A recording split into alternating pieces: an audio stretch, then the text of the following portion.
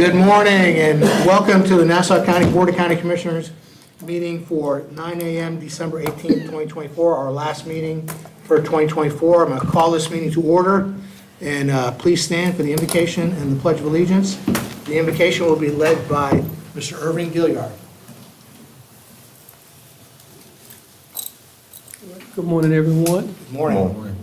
Our Heavenly Father, we honor you, we praise you, we give you all the honor and all the glory that you so richly deserve. And as we always do, we just recognize you as our Lord and our Savior. And as we proceed, dear God, we ask that you continue to lead and guide these county commissioners in their decision-making as they make decisions for the citizens of Nassau County. We just thank you how you have blessed us throughout this year. We're almost at the end of 2024, dear God, and you have just been a blessing to us and for us, and we thank you for it. Again, we give honor and glory to our county commissioners, to those that support them, the county attorney's office, the county manager's office, and their support as well. And we honor and ask grace and peace and healing for our first responders, as they go through dangers seen and dangers unseen. And as always, we recognize our military as they protect this great country. And we ask a blessing for the rest of this year and as we go into 2025. In Jesus' name we pray. Amen. Amen. Please join me in the Pledge of Allegiance to the flag of our country. I pledge allegiance to the flag of the United States of America and to the republic for which it stands, one nation, under God, indivisible, with liberty and justice for all.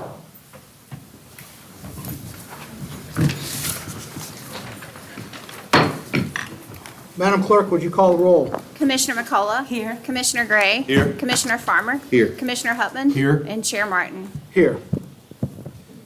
Mr. County Manager, do you have any expansion or deletions to the agenda? I do, sir. I would ask the board to please consider an expanding of the agenda to appoint City of Fernandina Beach Commissioner Janice Minshew to serve as Nassau County's municipal representative on the Northeast Florida Regional Council. I entertain a motion to expand the agenda and put this under new business. So moved, Mr. Chairman. Second. Motion from Commissioner Hutman, second by Commissioner Farmer. Questions, comments, or discussion?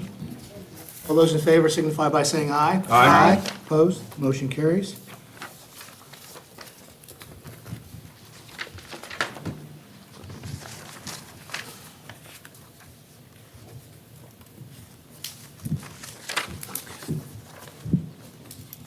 Madam County Attorney, do you have any expansions or deletions? I have no expansion, thank you, sir.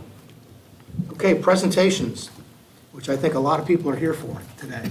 It's good to see a nice crowd that we can recognize and thank two of our great public servants. So first up, we have under tab A proclamation recognizing Mr. A. Michael Hickox, Nassau County Property Appraiser, after 12 years of dedicated service to the citizens of Nassau County. Entertain a motion to approve that. So moved, Mr. Chairman. Second, Mr. Chairman. Motion from Commissioner Hutman, seconded by Commissioner Gray. Questions, comments, or discussion? All those in favor signify by saying aye. Aye. Opposed? Motion carries. Mr. Hickox, would you join me at the podium?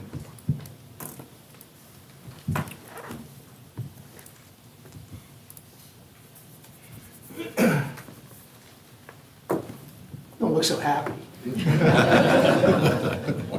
Let's go.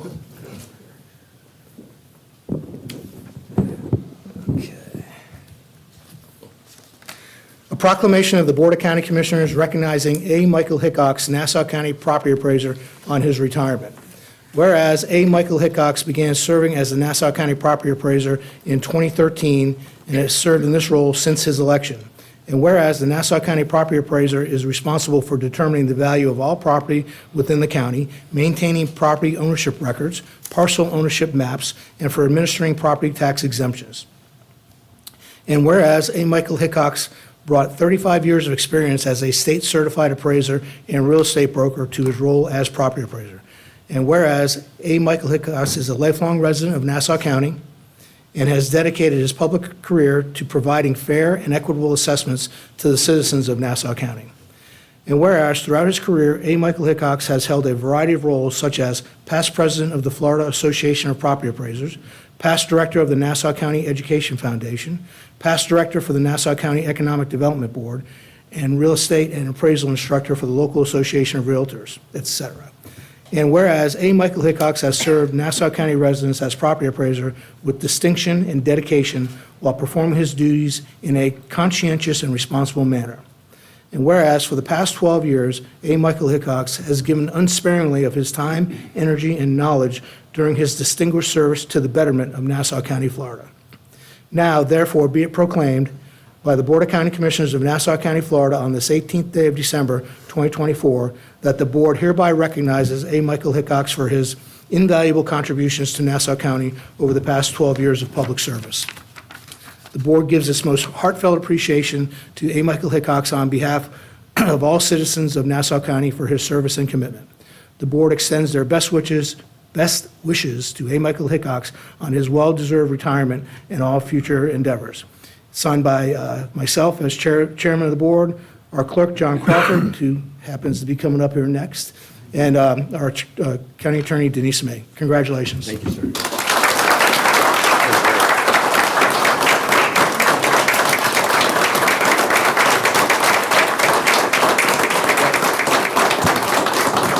Please be seated.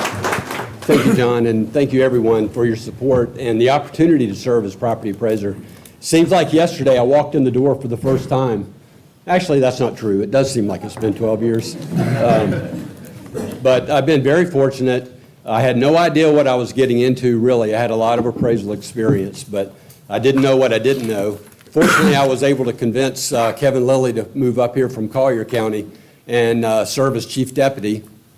And he's your property appraiser-elect, as you know, and it'll be a smooth transition. I also want to thank my staff. You guys are the best. You made my life a lot easier, and I appreciate you every day. I also want to thank the County Commission and Taco. I've gotten to know, and I think John will attest to this, we get to know the other constitutionals around the state, and a lot of them are in counties that are not well managed. You know, they're still raising interest rates on top of the increases in value, and it makes our life a lot more difficult. So thank you, commissioners, and thank you, Taco, for doing a great job managing the county. I thank you again, and I wish everybody a Merry Christmas.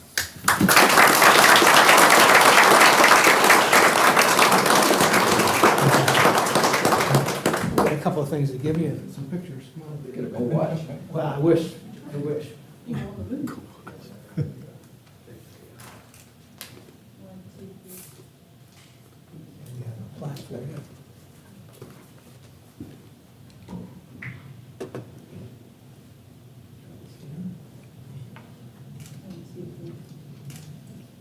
Would you like to have a group photo through? Yes.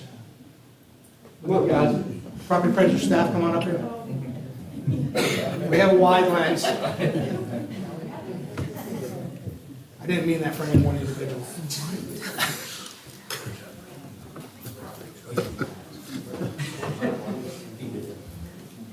Get in the middle there. Former boss. Some folks over here. Come over here, guys.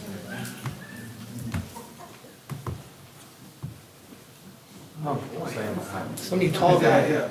Here's what we're gonna have to do, I think. Come forward. All you tall guys get in the back. Anybody taller than me. Come on in.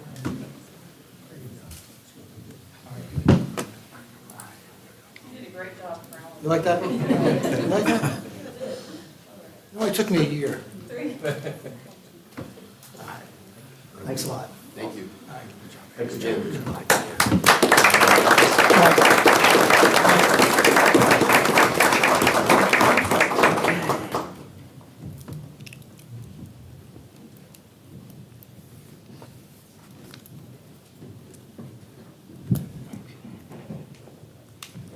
Next, we have on tab B, proclamation recognizing Mr. John A. Crawford, Nassau County Clerk of Court, after 28 years of dedicated service to the citizens of Nassau County.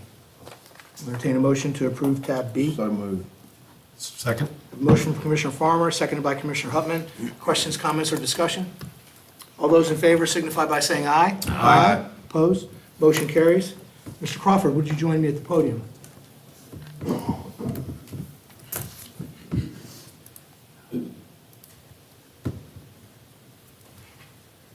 would have thunk 20 years ago we'd be doing this? Unbelievable. All right.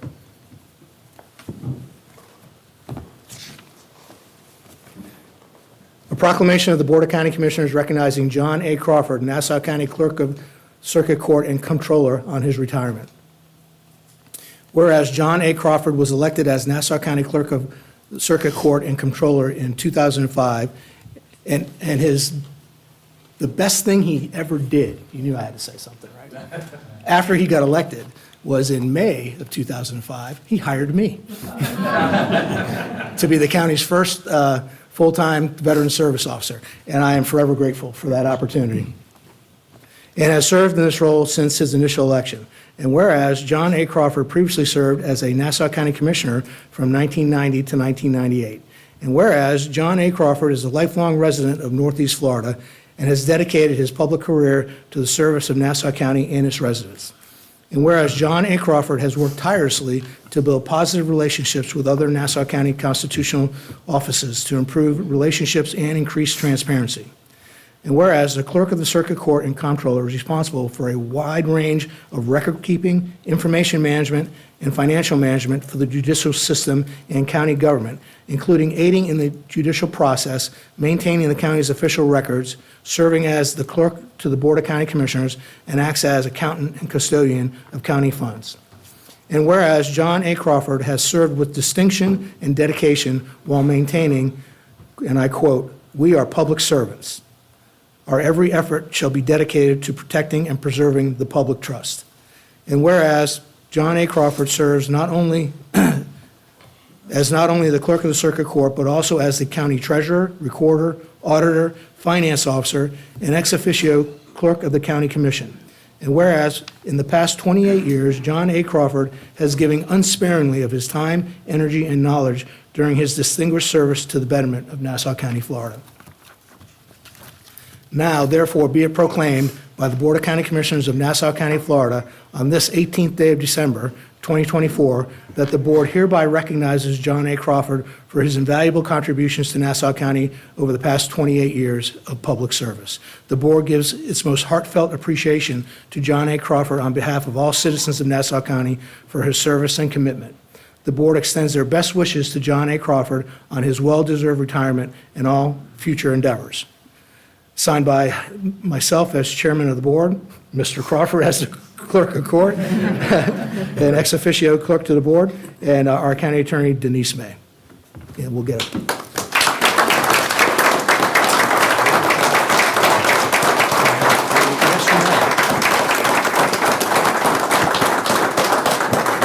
Mr. Chairman, Board, thank you so much for those kind words. I first mentioned, I think, to Commissioner Gray or Hupp or someone that I wanted to just come and say thank you. And so if you'll allow me a moment to say thank you to you, to recognize you for the great work that you do. It's not always been easy. 20 years ago, our county was not in good shape. It just wasn't in good shape financially. My predecessor, he had an article, there was an article about him in the paper, and he spoke so honestly. And he told what the problems were that I would have to handle. Depleted reserves, inaccurate financials, and on and on. And we, very early on, you were there, John, discovered there was an enormous theft in the clerk's office. So there were challenges. There was not a good relation with the board at the time. I'm so grateful to end at this moment, at this time in history, where we have an incredible board of county commissioners with an incredible staff.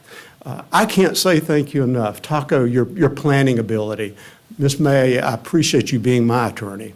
I appreciate your office of professionals.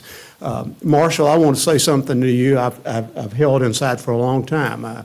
The first moment I met you, I know you had some questions about our form of government because you said this twice, and I was having a good time trying not to smile at you. You said, so you're the chief financial officer? I said, yeah. You're the chief financial officer. I said, yeah. I've come to love Marshall. Marshall Ironman is full of integrity. You can't do this job that you have to do every day without a stout and honorable budget officer. He is that guy. I can't say enough about the staff and the ability to work with them. You've invited us over to work on policy together. It's a thrill to, instead of throwing barbs, to receive phone calls to say, hey, we're thinking about doing this. What do you think? Are there any holes in this? That's the way this county needs to run, and it's running great. Taco, thank you so much for your leadership. And thank you to all of your departments. They've been just wonderful to work with. I would be remiss if I didn't recognize the one that this is toughest on today. It's my wife, Becky. She's here.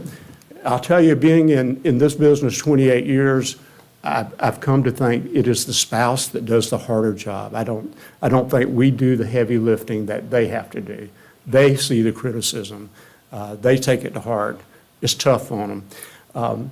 Lastly, I want to recognize the best clerk staff in the state of Florida. I wish you'd stand up for us and let everybody see you. Would you do that for me?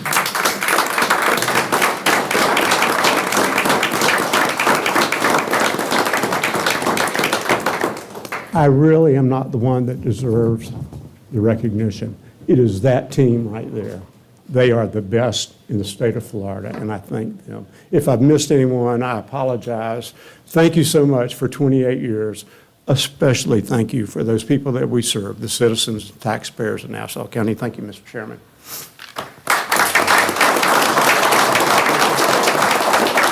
We're going to get a couple of photos. We're going to get your staff up here.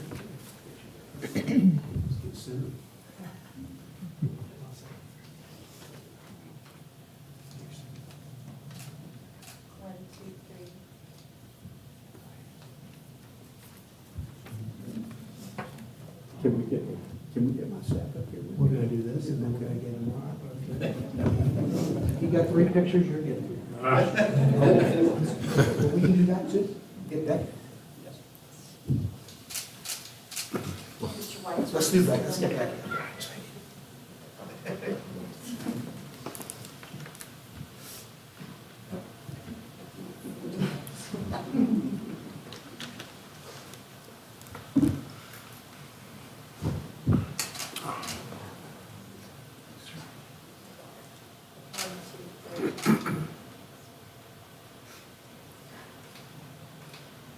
All right, now let's get your staff. Come on, staff.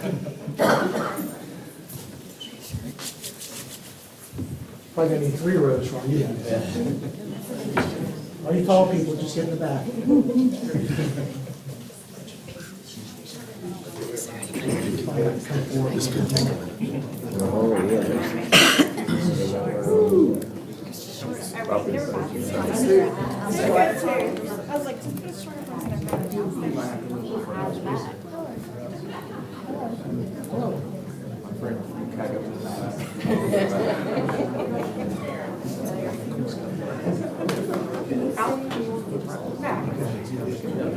I'm gonna get over here by Mr. V. Thank you, sir.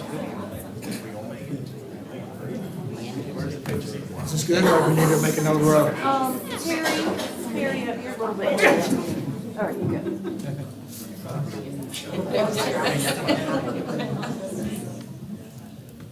All right. Ready? 1, 2, 3. All right, great.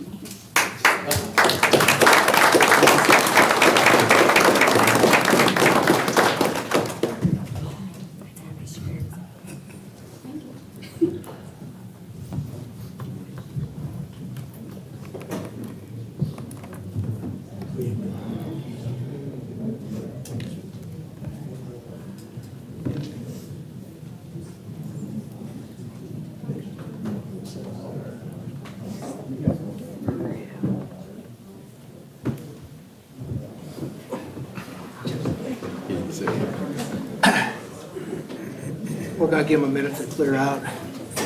I just want to say, as you're exiting the chambers, John and Mike, you're going to be greatly missed, and we appreciate all your hard work.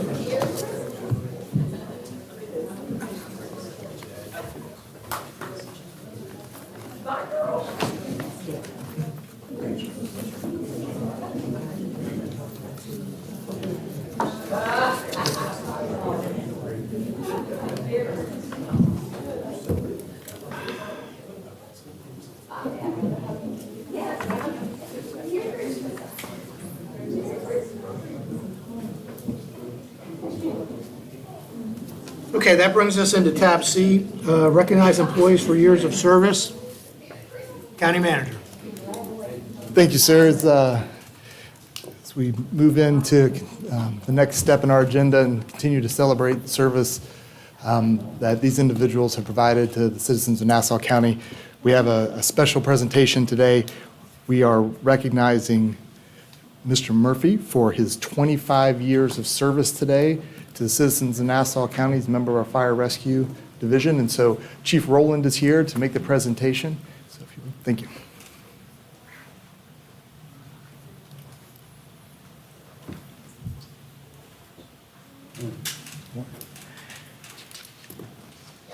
It's not often we get a chance to say thank you to a 25-year employee such as Jason Murphy. He's been around a while. He's got just as much experience as anybody out there. He's a reliable employee, one of the best engineers we've got out there. He's been able to ride in charge of a rescue unit, and so he has been multitasked for the last 25 years and done it well. It's an honor on behalf of Chief Rigdon to honor Jason Murphy for his 25 years of service to Nassau County Fire Rescue. And we hope a few more years he's got left in the tank, and because we sure need good folks like him. He's got institutional knowledge that we just can't get rid of, because we need that going forward. He's going to impart it into the rookies that he's assigned to his station. So we appreciate it very much, Jason. And this plaque is an appreciation to Jason Murphy for 25 years of service to Nassau County, and that's signed by Taco Pope, County Manager. And we also have a plaque from the county that says, "Service recognition of 25 years to Ronald J. Murphy, 25 years of dedicated service to the citizens of Nassau County, presented by the Nassau County Board of County Commissioners, December 2024. Again, Jason, thank you very much for your service. You want to- I just want to say thank you all.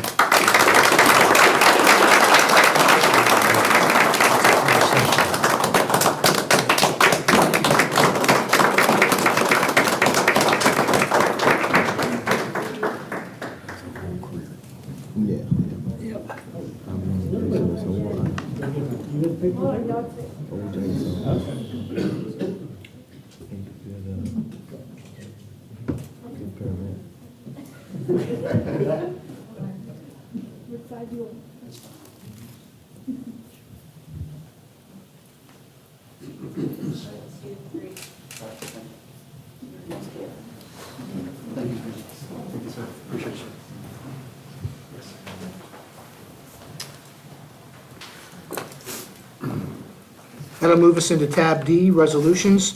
Approve a proclamation of the Board of County Commissioners of Nassau County, Florida, recognizing Peter Brian Gunnell on his retirement from Nassau County Fire Rescue.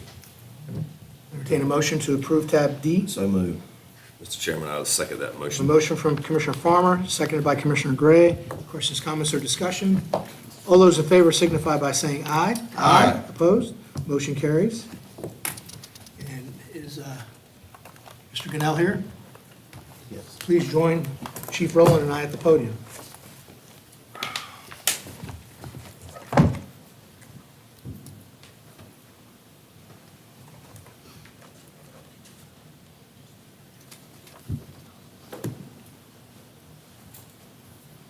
You're already in retirement uniform. Yes, sir.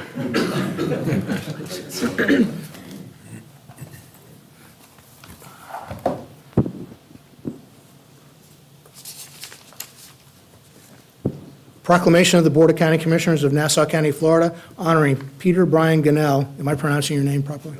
On his retirement after 31 years of service to the county. Whereas Peter Brian Gunnell began his employment with Nassau County on February 5th, 1993, as a part-time emergency medical technician.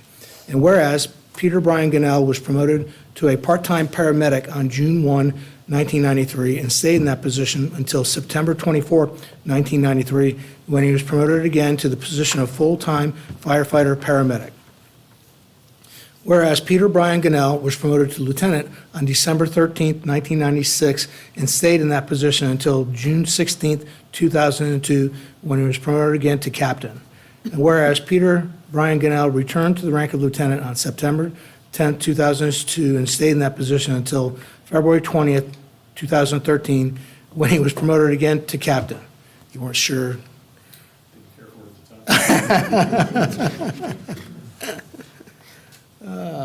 Whereas Peter Brian Gunnell was promoted to battalion chief, I bet that was a lot better. I hope I don't read down, you went back down to captain or anything like that. Whereas Peter Brian Gunnell was promoted to battalion chief on October 15, 2016, and stayed in that position until he announced his retirement, effective December 2nd, 2024. And whereas Peter Brian Gunnell has consistently given his all for the employees and residents of Nassau County and has reflected great pride upon the Board of County, on himself and the Board of County Commissioners. Whereas Peter Brian Gunnell will be greatly missed by those who had the pleasure to work with him, as well as the citizens of Nassau County that he worked so hard to protect. Now, therefore, be it proclaimed this 18th day of December 2024 by the Board of County Commissioners of Nassau County, Florida, that the board publicly commends Peter Brian Gunnell for his outstanding service and dedication to Nassau County. The board, on behalf of all citizens of Nassau County, extends their sincere appreciation to Peter Brian Gunnell for all he has done to make this county great.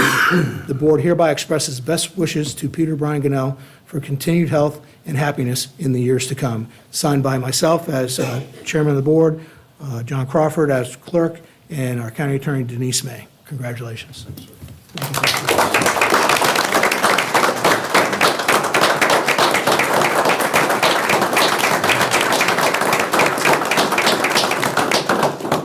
Chief, would you like to say a few words?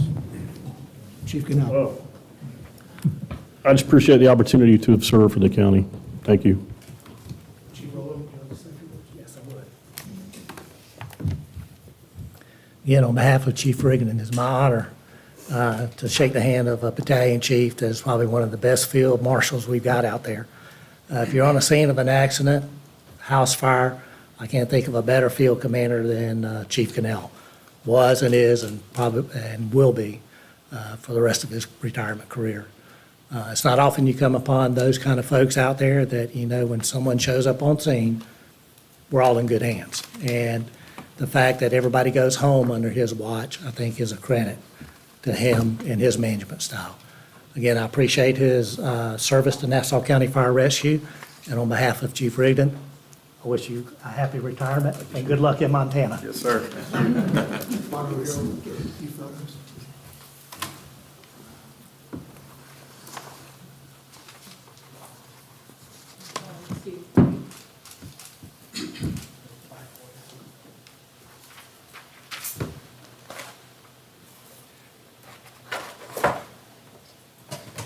Chief Rowland, would you like to read the plaque and present it to us?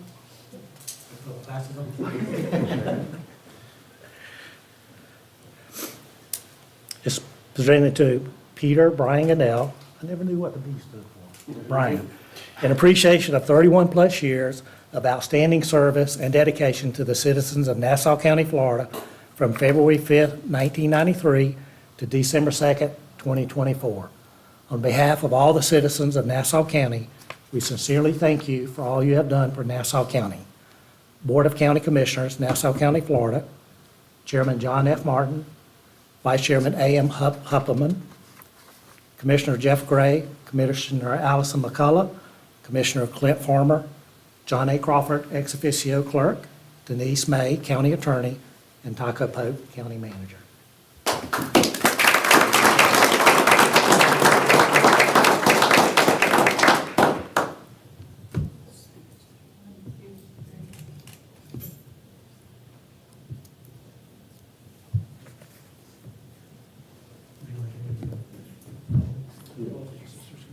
Any fire service folks want to come up here?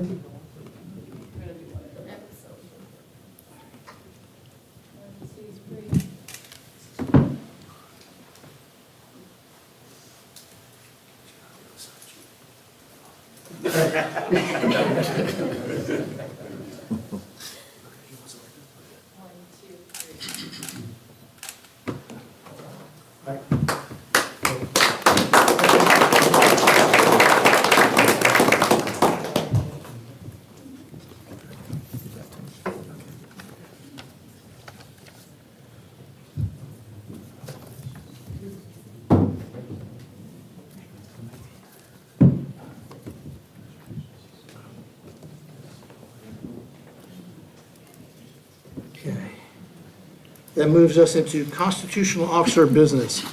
Tab E, approve and authorize the following. 1, receive and file the annual financial reports submitted by the Nassau County constitutional officers. 2, consider approving $297,923.35 of residual equity from the sheriff being placed in a capital reserve fund for the Public Safety Training Center as outlined in CM 2233. 3, consider approving $84,047 for the Real-Time Crime Center HVAC modifications. 4, consider approving $140,000 for in-car mobile radios for patrol vehicles. If approved, budget will be amended with the fiscal year 24-25 cash for public hearing being held mid-year. I'll entertain a motion to approve or deny tab E. Make a motion to approve tab E, Mr. Chairman. Second. Motion to approve from Commissioner Hutman, second by Commissioner Farmer. Any questions, comments, or discussion? All those in favor signify by saying aye. Aye. Opposed? Motion carries. Consent items. If any board member wishes to move a consent item to new business, please do so now. Commissioner Gray. Move tab S, please.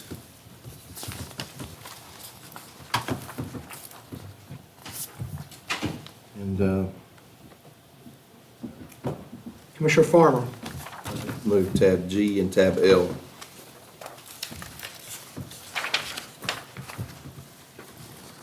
Any other commissioner?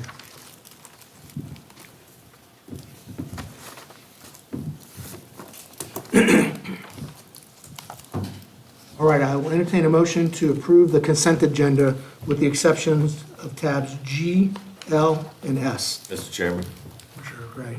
I'd like to make a motion to approve the consent agenda excluding tab G, L, and S tabs, please. Second. I have a motion from Commissioner Gray, seconded by Commissioner Farmer. All those in favor signify by saying aye. Aye. Opposed? Motion carries. All right, give me a second here. All right, the first order of business under new business will be the county manager's expansion item. Yes, sir, thank you. We received notification from the city of Fernandina Beach that they have elected to appoint Commissioner Janice Minshew to serve on the Northeast Florida Regional Council in the municipal representative seat. We are asking the Board of County Commissioners to affirm that appointment, and we will send that over to Director Payne and the folks at the Northeast Regional Council so she can begin her activities after the new year. Okay, I'll entertain a motion to affirm the city of Fernandina Beach's nominated appointment to the Northeast Florida Regional Council of Commissioner Janice Minshew. So moved, Mr. Chairman. Second. A motion from Commissioner Hutman, second by Commissioner Farmer. Questions, comments, or discussion? All those in favor signify by saying aye. Aye. Opposed? Motion carries. Thank you, sir. Congratulations, Commissioner Minshew.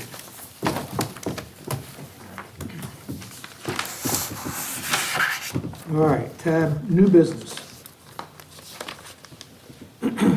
Any member of the public may address any item under new business at this time. Time limit is 3 minutes each.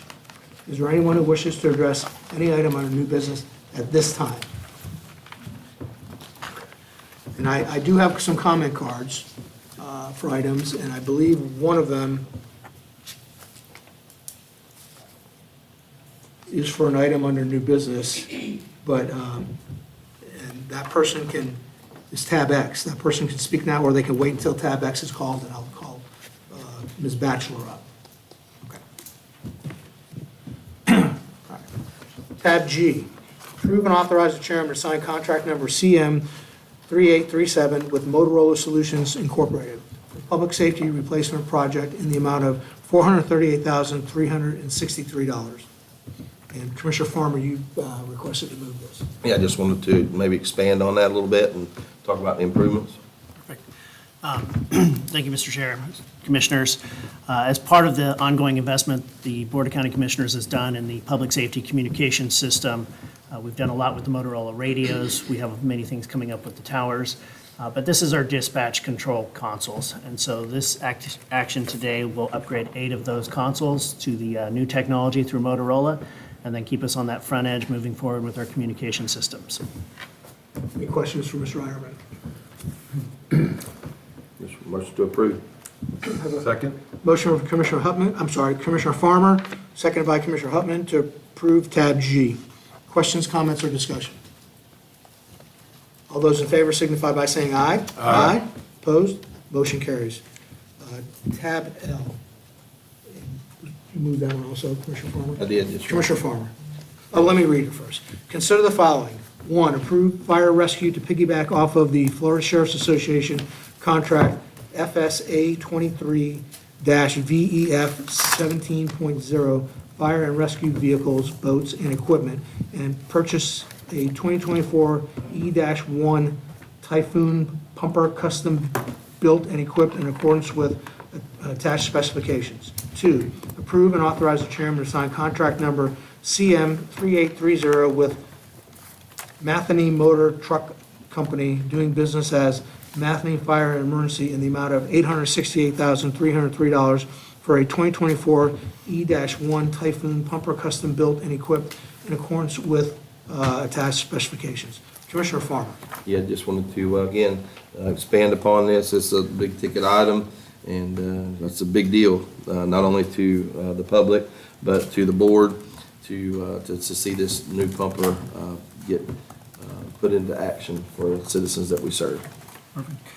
Mr. Chairman, again, one of the comments on Mr. Crawford's retirement today was talking about the fiscal strengths and controls that this Board of County Commissioners has. What we do have in our budget that's approved every year is an active fleet replacement program.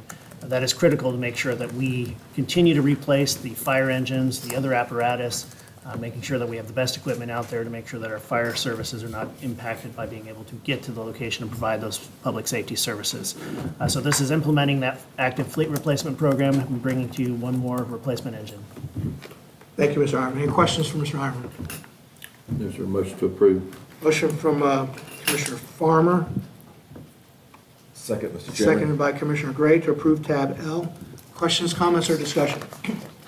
All those in favor signify by saying aye. Aye. Opposed? Motion carries. Tab S, award invitation to bid NC 24-004R to McCall Construction Management LLC, and approve and authorize the chairman to sign contract number CM 3824 with McCall Construction Management LLC for the construction of West Side Regional Park Phase 1 in the amount of $19,596,450.76. Commissioner Gray. Thank you, Mr. Chairman.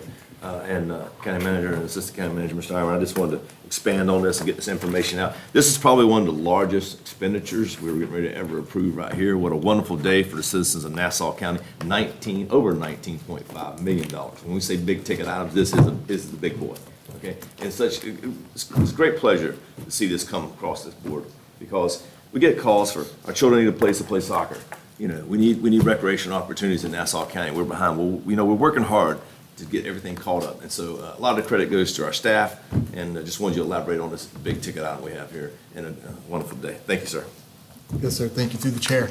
This is very exciting, and this follows in the same theme that Marshall and Clerk Crawford met. That this is possible because you're very strong stewards of the public tax dollar. You've made very wise financial and fiscal decisions over the last several years, has put us in a position to be able to invest in our infrastructure and invest in quality of life. And this will be the premier recreational facility, not just in Nassau County, but in Northeast Florida. It's going to be spectacular. It's going to have something for everyone. I give you all the credit for pulling back.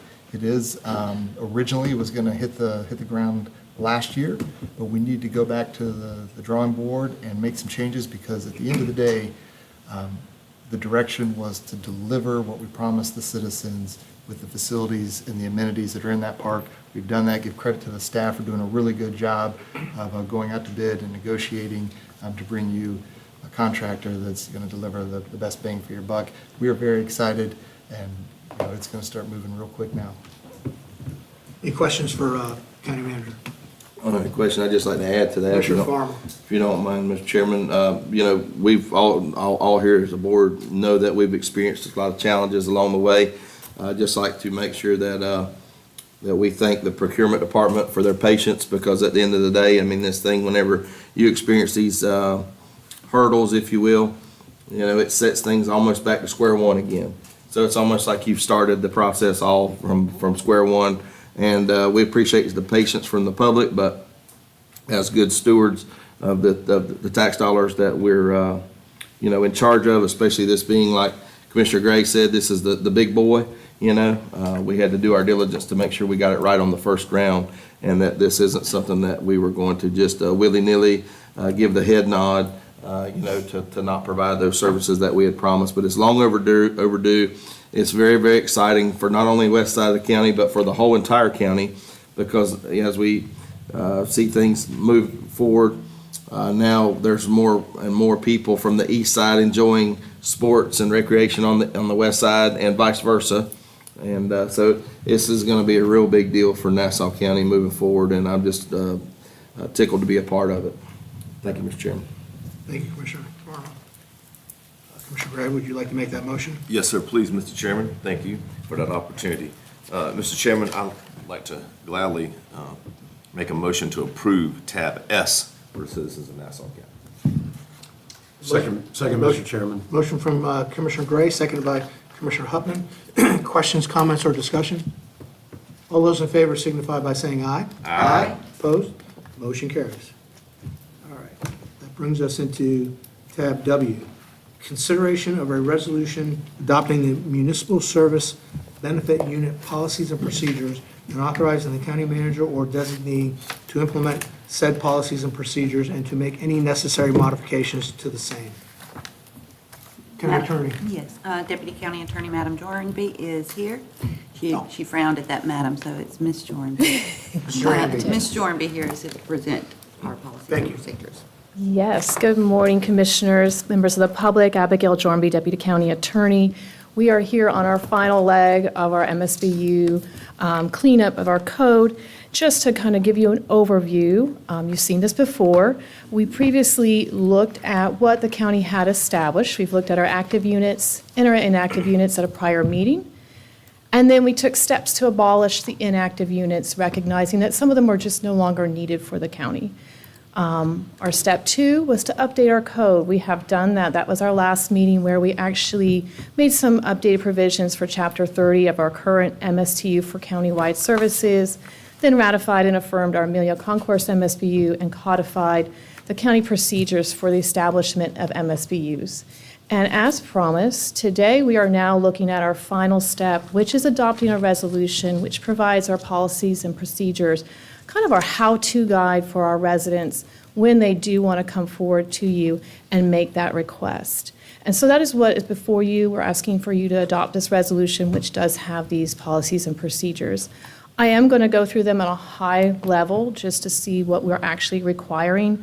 Working with county managers, staff as well, we are really seeking community engagement and involvement before any action is taken. So you will see that there are quite a few steps to this process, so no one should be caught off guard if there's a resident involved in an MSBU application. So first, we will have a submittal of an application. A resident will come to Office of Management and Budget. This application will require them to provide a description of the proposed scope of work and the project and give us a boundary map area. So this just gives us a high-level concept of what does the resident want to do as far as implementing an MSBU. Very first initial step, OMB will take that time to review the application to ensure we have the information we need, to just really review what is being asked and whether it's something that we actually can accomplish under Florida statutes and our code. Once the application is determined to be complete by OMB, it is going to move to our county engineer. And that is a critical step for review because at that point in time, we have to prepare what we call a preliminary engineering report. This is where we have the engineer take a look at what is being proposed in that application and determine what that's going to require as far as engineering, construction, permitting, property acquisition, and he does his report. And if there are costs to that report, and these costs will be borne if there is an MSBU later set up, But if the costs are over $25,000, this is something that we have in these current policies. If it looks like it's going to cost more than that to actually prepare this initial report, at that time, it will require a board approval. So our county engineer will take a look at it and basically come down to, once we have that boundary map, identify the properties that will be impacted and assess what the cost will be for each property. So once we have that scope of work, the boundary, what actually will be involved to do the improvements, whether we need to do property acquisition, any of those items, then we move forward to, and this is where I was talking about community engagement, community involvement. We do not want any resident that may be impacted by MSBU to be caught off guard. So we will have what we call a pre-petition submittal community meeting. This is where, at that time, assuming that we have all that we need from the engineer, we know we can move forward with the project, it meets Florida statutes, it meets our code. We have this meeting where the applicant will coordinate with the Office of Management and Budget, and we'll have the meeting with the property owners within those boundaries. Letters will be mailed to each affected property owner, advising them of the petition, the date and time, and at that point, at that community meeting, like you would expect, staff would go through the proposal, show the costs, show what we think what would actually be the result for each affected property owner. So once again, these are just all the different steps that we're setting up in this resolution today to give engagement, to have that involvement with affected property owners. Once we have that community meeting, now we actually have just informed what the project is proposed. Now we go into the petition process. The county will coordinate a petition at that time, and we have set out criteria in the resolution, in these policies and procedures. The form will be developed by OMB. It will reflect the cost for the project, estimated charge per MSBU per month or annually. We will identify through county staff a date for the petitions to be sent out, and at that time to be returned. There'll be a deadline. So essentially, there are 100 affected property owners, a petition will go out. We'll give them a deadline. We have to hear back on whether you are in support of this particular project. We have set up some percentages. So for drainage and repair improvement projects, a petition must be approved by 66% of the property owners. For road repair and paving projects, that will be 75%. Once we've gone through the petition process, that deadline is hit, the county has received whatever response we've received. At that time, if we have received the 66% for the drainage project and the 75% for road repair, then we move it to the Board of County Commissioners for public hearings. So once again, that community engagement involvement, we are constantly looking to have people involved and know what's going on. We have that minimum amount of percentage for each project. We move to a public hearing. Legal notices will be sent out and put in the paper as required by Florida statutes. At that time, we will have a public meeting here in the board chambers to consider the adoption and establishment of the proposed MSBU. And then also, obviously, a resolution containing the initial assessment rules. So once again, just because we had that initial application and review and the community meeting, we also have the petition process to make sure there is that interest in that community. If we only get 25% back, we're not moving to a public hearing. They need to hit those percentages in order for it to move to a public hearing and actually be considered by the Board of County Commissioners. And once again, as it is a public hearing, affected property owners can come and appear before you and voice their opinions. The final step, obviously, is if the MSUD ordinance is adopted, OMB will work to implement that. Obviously, we will follow state law, purchasing manual. This is all in these policies and procedures. That's why I'm kind of calling this out for you. And then just a uniform collection method, how we will be collecting these MSBU at that point in time, those amounts and those assessments. So this is just a really high level of what we are proposing, but this is before you today as a resolution, and it authorizes the county manager to implement the policies and to make any necessary modifications if we see needs to be tweaked once we start to apply them to a request. So if you have any questions, I'm available. Any questions for Ms. I'll have a comment. Commissioner Gray. Thank you very much, Mr. Ramby, you and your staff, the county attorney's office. This provides an avenue and a way and path forward for some older HOAs and communities in our county that has no way of getting things accomplished or getting repaired and funded. So this gives us an avenue for them to come to us or come to the county, and we're able to assist our citizens when they're in need of help. So thank you very much for all your hard work on this. I'm glad to see this come before us today. Thank you, Mr. Chair. Thank you. Any other questions or comments? I will entertain a motion for tab W. I'd make a motion to approve the resolution for adopting municipal service and benefit tax units, policies, and procedures, authorizing the county manager or designee to implement said policies and procedures and make any necessary modifications to the same. Second. Motion from Commissioner Hupman, second by Commissioner Farmer. Questions, comments, or discussion? All those in favor signify by saying aye. Aye. Opposed? Motion carries. Tab X, approve and authorize the chairman to sign contract number CM 3798, a funding agreement between Nassau County and the Jacksonville Transportation Authority to provide transportation disadvantaged services as the community transportation coordinator in Nassau County. And I do have a comment card from for this tab from Ms. Julie Batchelor. Ms. Batchelor, please come to the podium.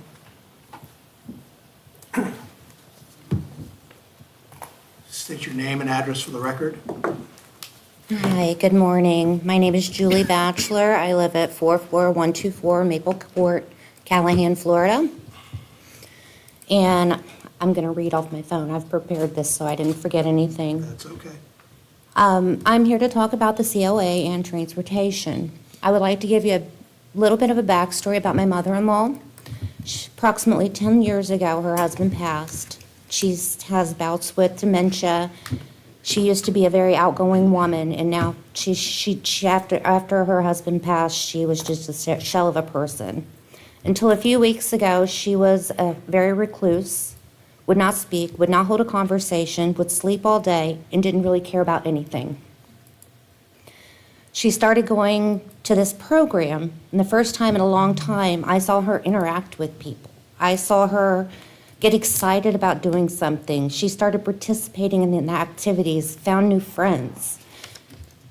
When she was able to start riding the bus, she was nervous because it was new, but after the first day, she became excited about that, which is something I don't see my mother-in-law, I haven't seen her do in over 10 years.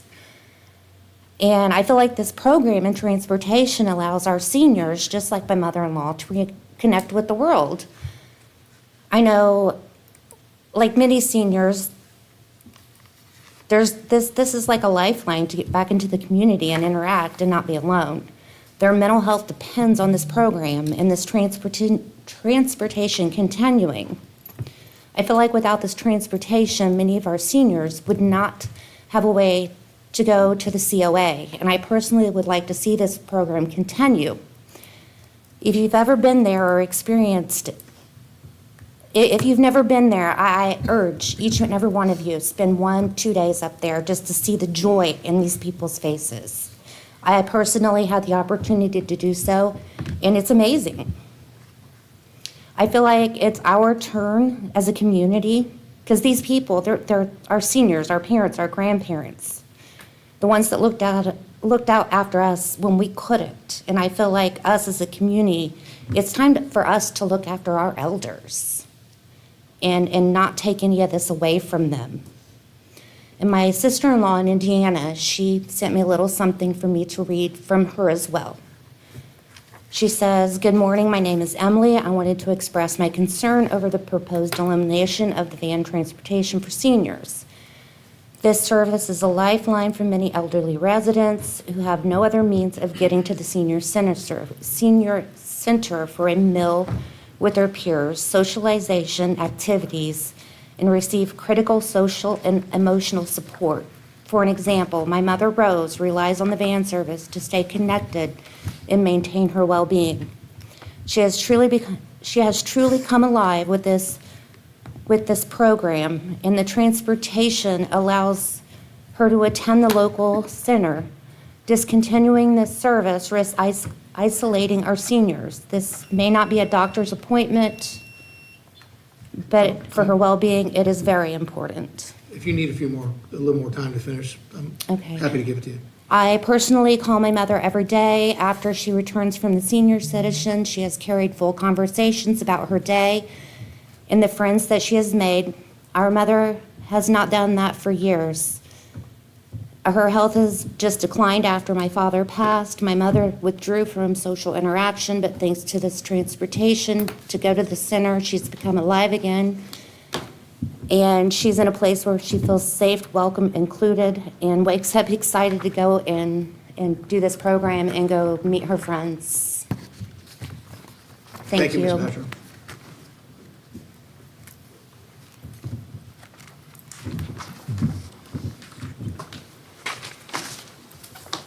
Okay. Assistant County Manager Hireman, would you please enlighten us on tab X?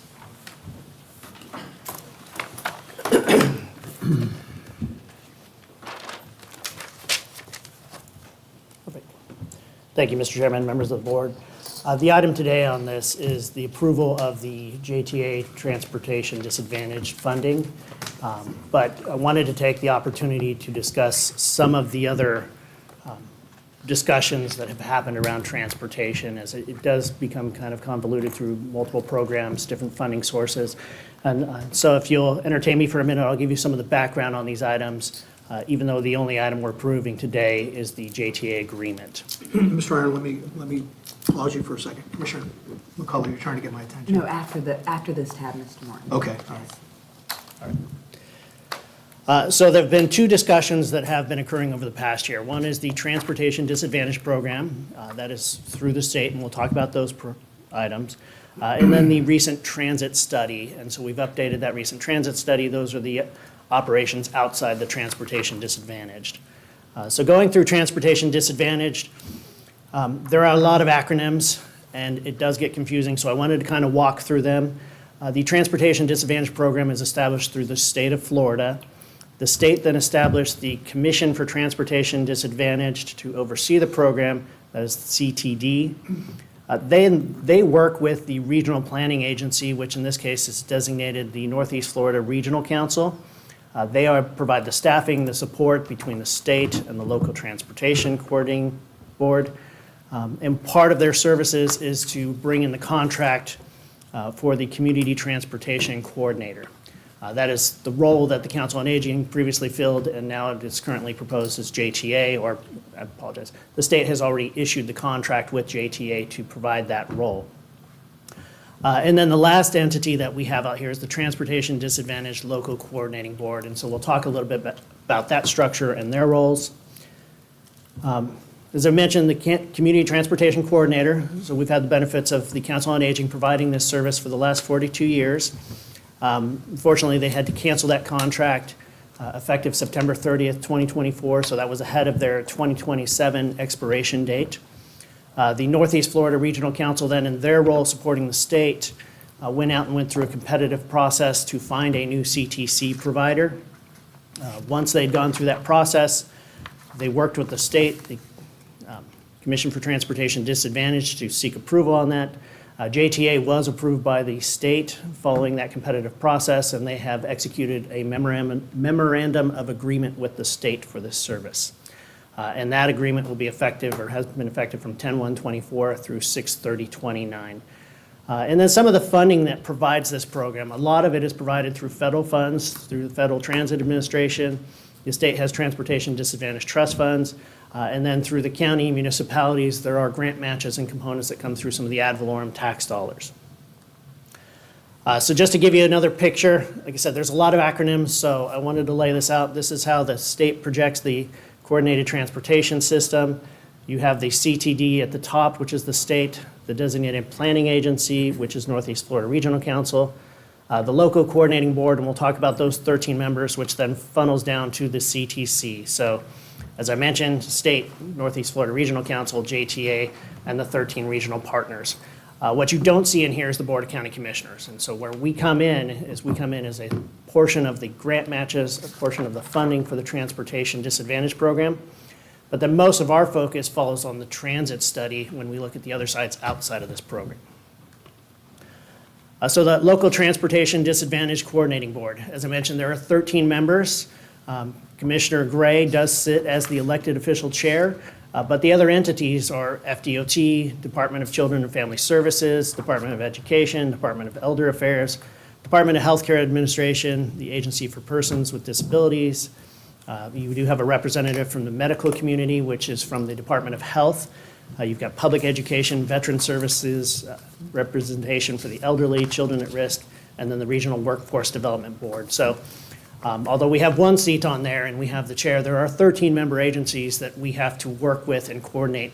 And really their goal is to look at the CTC operations and work on with the CTC provider on that transportation disadvantaged service plan. So as JTA comes in, they'll work with that board, make sure that plan is there. That plan has been in for a while, so probably just minor modifications to that. And I do have the website link here, so any of those board meetings, they're posted through the Northeast Florida Regional Council, the data and support behind those. One of the things that's been a lot of the dialogue is the prioritization for services. So under the existing service plan, they have ranked the priorities of services depending on resources available. The top two, life-sustaining medical and then medical. Now this medical is really transportation to those medical office visits or medical facilities for services. And then depending on funding being available, it leads into the other areas of nutrition, social services, education work, shopping and recreation. And with the transportation funding that comes through the state and FDOT, many of those fundings are limited, and we don't have those additional resources to get to those other tiers. So historically, just county funding for the CTC, as the Council on Aging has run the program, they have provided the grant matches that were required historically. I've kind of separated these two because the Board of County Commissioners has supported them through our nonprofit funding to the Council on Aging. That has provided funding, but we haven't always tied that directly to the transportation dollars, and so the Council on Aging has managed the transportation system in those 42 years. We were just a partner on the other side, making sure we supported them through other operations. That continued in 23-24.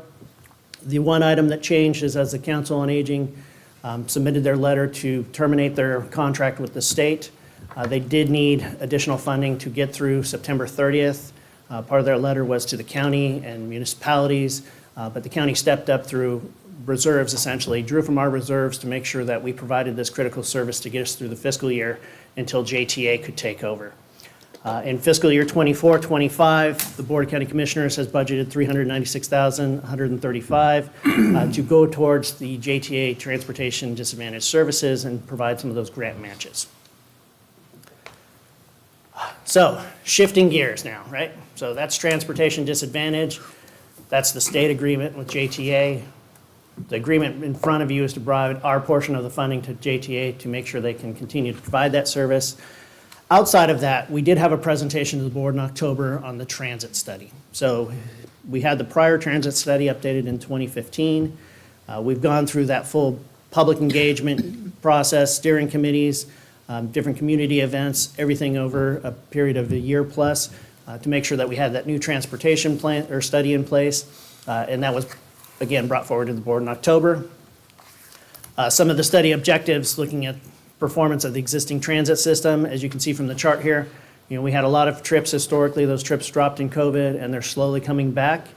There are changing conditions and then improving kind of our regional connections as well, looking at this whole gamut. And so we did have partners such as businesses, facilities on the island that were looking at how we connect our citizens, take a little bit of those trips off the roads and provide a little bit more public service through that. As part of JTA's presentation on this transit study, they talked about short-term, medium-term, long-term, some of the goals and expansions that we're going to do. And we'll be coming through those through winter strategic planning sessions, different budget sessions as we want to improve these services. But all of those things require funding, and so we have to have that critical discussion each year. As we said, the current service right now is just transportation disadvantage and that Nassau Express Select, that's the $396,135. In the study, there were numbers proposed for many of these things. Now, obviously, as we implement programs, those numbers need to be scrutinized and make sure that they're clear and effective on what they're doing. And you will see that a lot of these programs have FTA matches or grants through Section 5311, 5307, and then this chart laid out how much the local funding share is for any of those programs. So as we move into 24-25 and we talk about the funding for JTA, again, we provided the $396,000. The current agreement you have in front of you provides funding for 24-25 of $318,137. There are two charts because they're following the state fiscal year to mirror their state contract, so I just wanted to give you that accumulated number. That is less than our budget, but keep in mind, if we have bus repairs, replacements, other actions that need to occur, there are unforeseen operations and maintenance components that we will have to address. One of those things we're looking at too is just the relocation of 14th Street where they're currently housed. As we make other determinations on the use of that site, we'll have to be looking at how we relocate them, provide them a dispatch center, if you will, out of that area. So there are many variables as we get through this first year of transition. And then as we look towards the future, some of these things on year 1 and 2, it's looking at expanding the Nassau Express Select service. It's looking at modernizing demand response services. And so when we get really to the next steps is, again, today, we're looking at the JTA agreement. In the future, we've been talking with JTA about adding additional trips down to the Veterans Administration. That's that new VA facility down at River City. The City of Fernandina Beach has provided budget to provide demand response or microtransit on the island within their jurisdiction. And so we're working with them and JTA to expand services there. And then I know the Council on Aging is discussing a separate agreement with JTA to provide services. And so as many entities have some of their own buses, Council on Aging is working with JTA to get some of those additional bus services that they need to make sure, to Mrs. Batchelor's point, that there is transportation to those programs. And then annually, the board will be reviewing transportation plans funding. And then one of the things I just want to note is, as we receive questions from the public, JTA is the transportation disadvantaged provider. They have their agreement under the state. The questions under those programs should be directed to JTA. When we're talking about the transportation study and the plan for the future of transportation in Nassau County, that comes back to this board to really address those items outside the transportation disadvantage. With that, that completes my presentation, sir. Any questions for Mr. Ironman?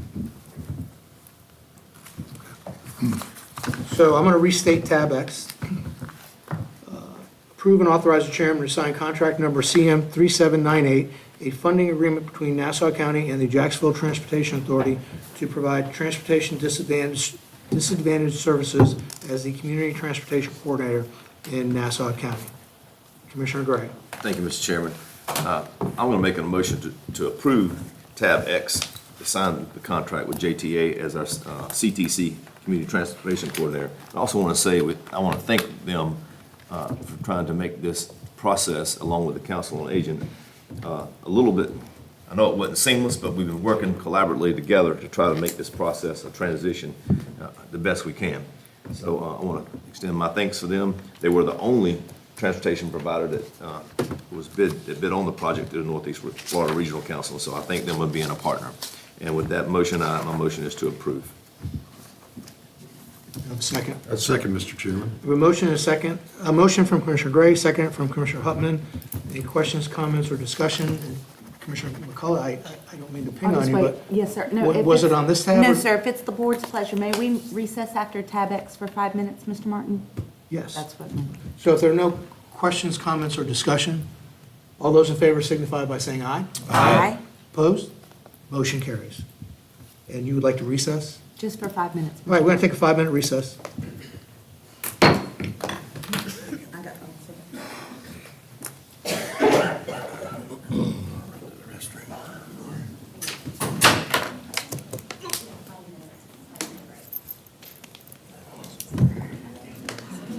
All right, let's see what kind of goodies Mr. Commissioner Gray has brought me.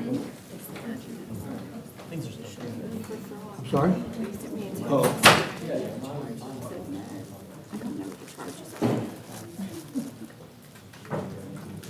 The mics are still on.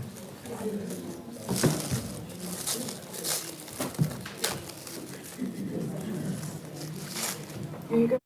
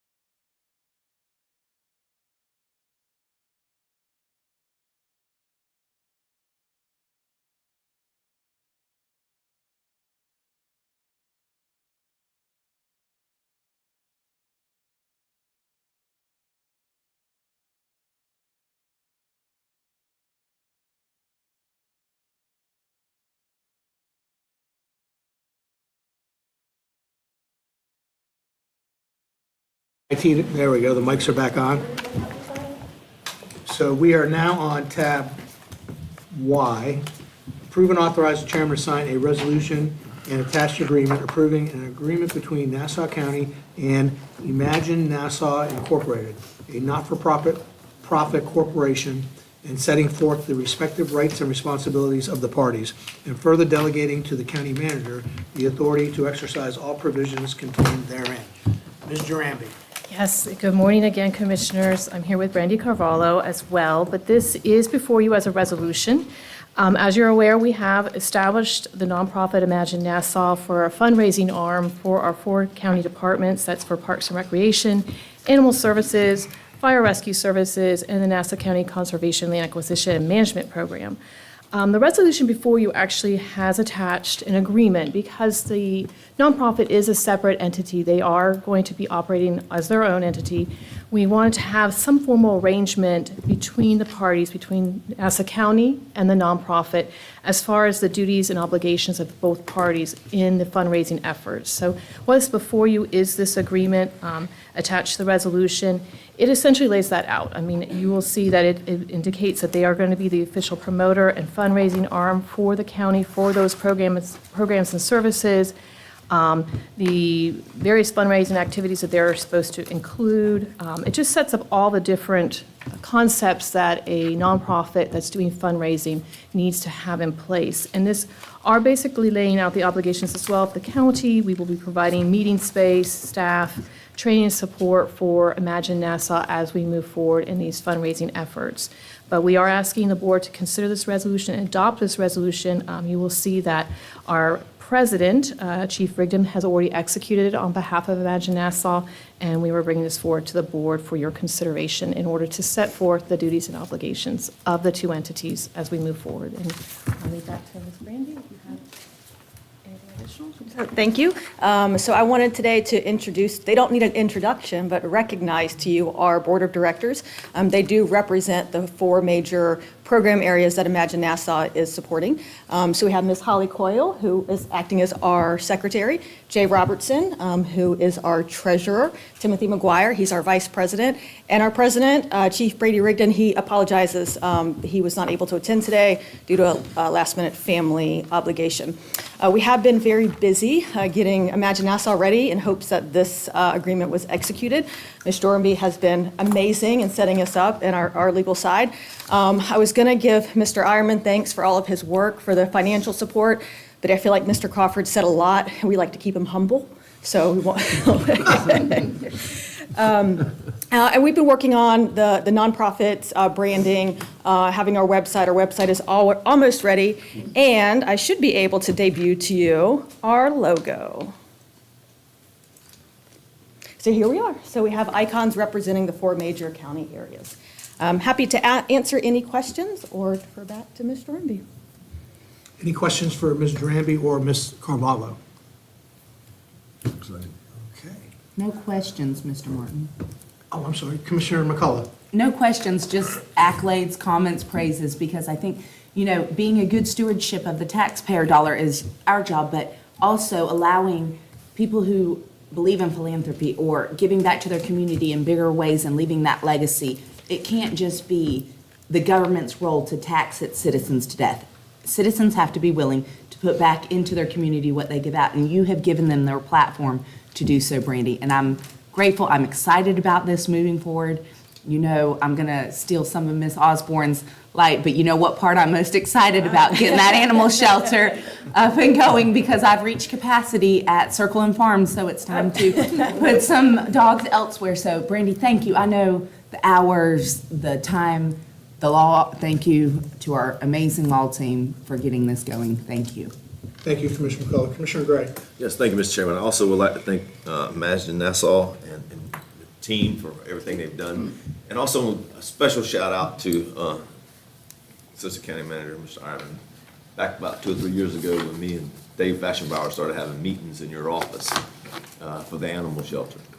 So I want to appreciate all your hard work, sir, and thank you very much for everything you've done.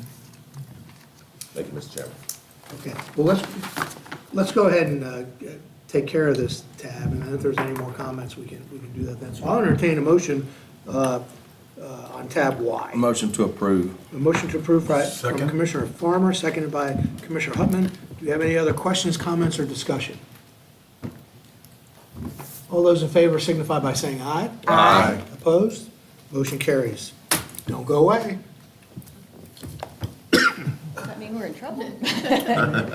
He's got,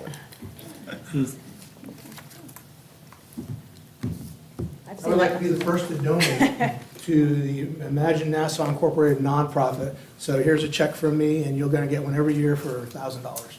That is wonderful. Thank you.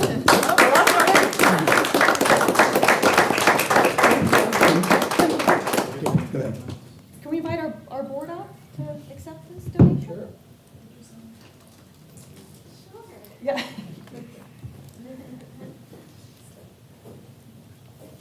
You're welcome. Brandy, that was ingenious of you to see if it bounced. All right, I'll tell you what. No, you're welcome. I know you can handle it. Okay, move my hand. Are you the ranking person? No, we're gonna have our vice president. Okay. All right. Welcome. 2, 3. Hold on, Jackie's got. Y'all know I'm not over mills. Jackie, you gotta be Thanks, sir. You're welcome. Sorry.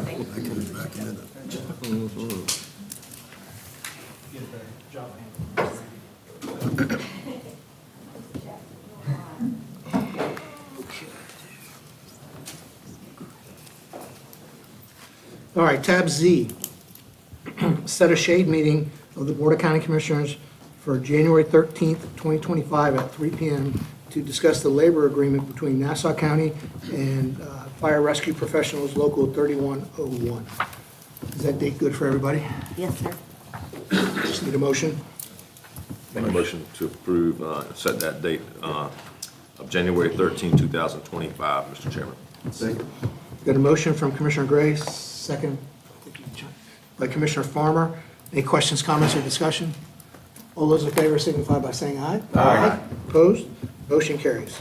Legislative public hearings. The following matters under consideration are legislative matters, and the non-quasi judicial procedures will be utilized for the following. The county attorney will read the procedures. Thank you, Mr. Chair. As stated, tab AA, to approve the AHAC report and accept recommendations for review and inclusion in future local housing assistance plan, LHAP, is a legislative hearing. The procedures are in place to give all who wish to speak for or against the item an opportunity to do so. Those wishing to speak in favor or against will have 3 minutes to address the board. At the podium, they will begin with their name and address. They should not engage in personal attacks.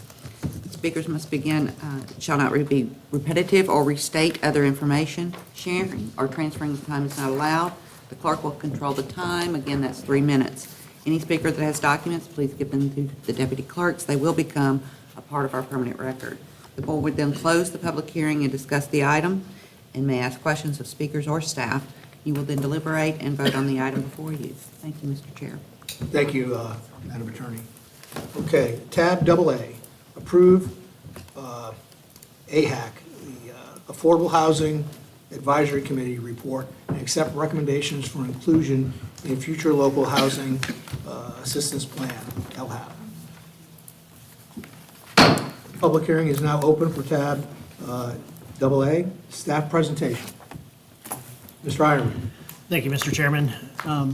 The Affordable Housing Advisory Commission plays a critical role in assuring that the county receives the SHIP funding that we then allocate out to those in needs for affordable housing requirements.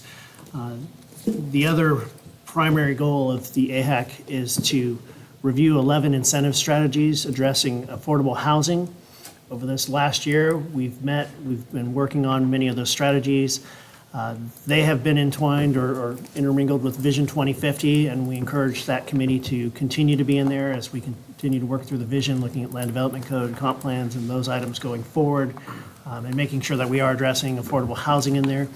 One of the major things that come out of this last year was the focus on accessory dwelling units and impact fees as well. So currently, the board has put out an RFP for impact fee studies. I believe I have interviews on Friday with some of the top individuals, and we'll be moving forward with that. Part of that goal from the AHAC's advice is to look at the impacts of impact fees on affordable housing and how we can structure some of those to help support that in different areas, such as the accessory dwelling units, and making sure that we can integrate those into our housing supply as well. So that kind of gives a brief summary on those, just the incentives this year, but I know next year will be a critical one as we continue through the Vision 2050 and implementing some of those other areas. Again, playing a critical advisory role in that area and to the board. With that, that completes my report. Thank you, Mr. Ironman. Is there anyone who would like to speak in favor or against tab AA? If so, please come to the podium. Your time limit is 3 minutes. Seeing none, do we have any board questions for Mr. Ironman? The public hearing for tab AA is now closed. Board discussion or action by motion? Commissioner Hutton. Any other board member have comments before I'd like to make a motion?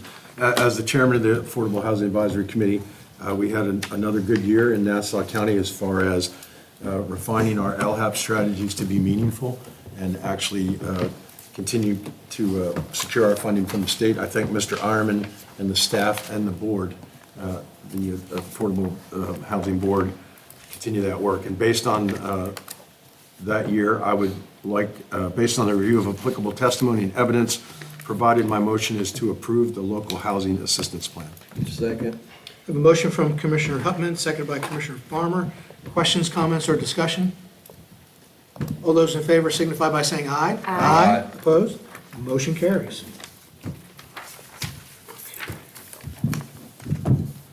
That brings us into general public comment. Comments can only be for items under the authority of the Board of County Commissioners. Time limit is 3 minutes. Ms. Jackie Osborne.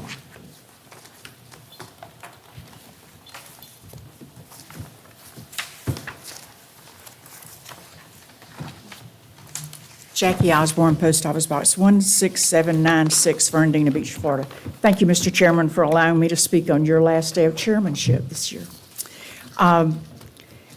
Item P on the consent items talked about a veterinarian service, which is awesome because this is going to eliminate 2 trips a week down to Jacksonville to No More Homeless Pets.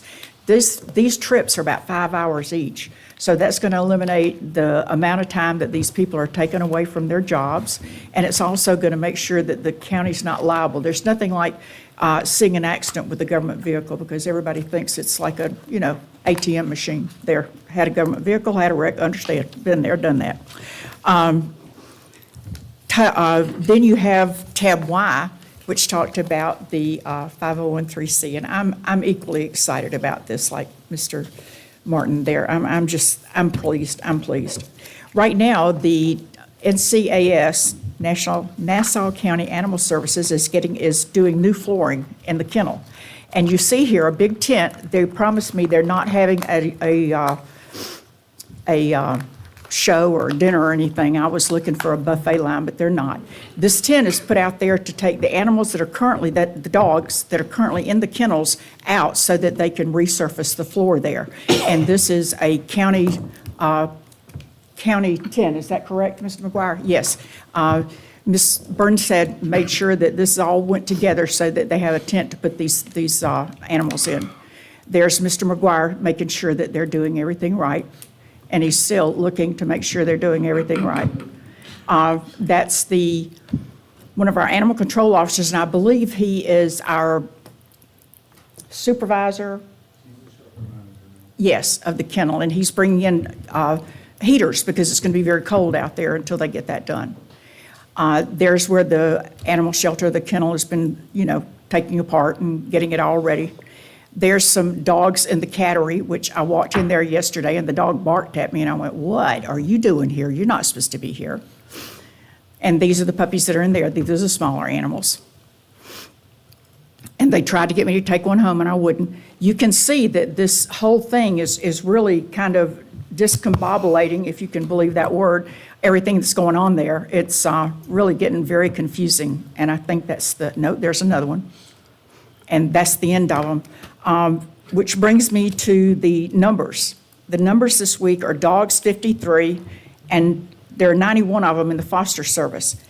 But because of the hard work of the animal shelter and us putting the word out on Facebook and what have you, that number last week was 76. So it's gone down dramatically from 76 down to 53. Again, they still want to know if people would be interested in fostering dogs, and of course, they certainly want them to adopt them.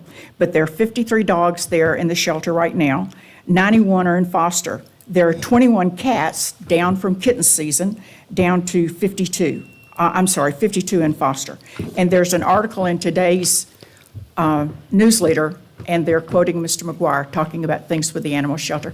Thank you so very much. And my last word over my 3 minutes, sorry, Mr. Martin. Merry Christmas. Same to you, thank you. Ms. Janice Ankrum.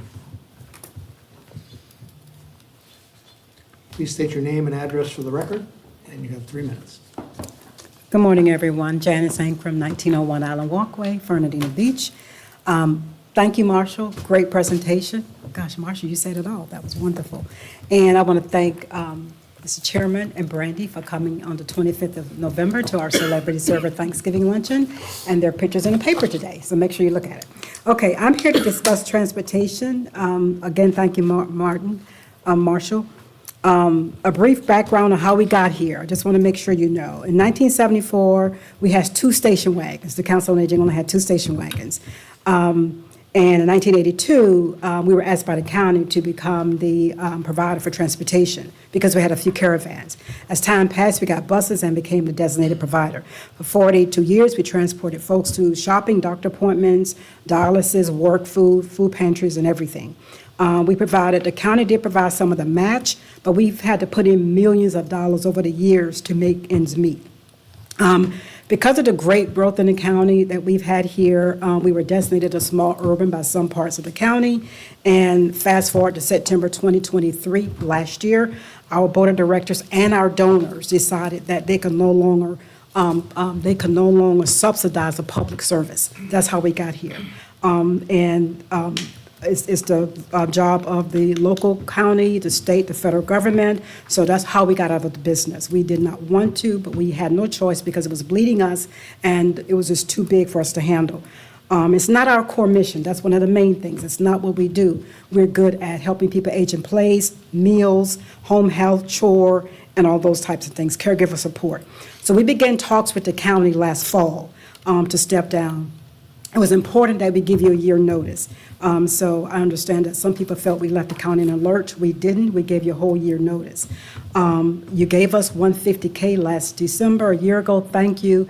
That helped us to get through the year. And even with that, we still had to raise another $400,000 to make our ends meet. And that's because of the insurance increased double because we had some accidents.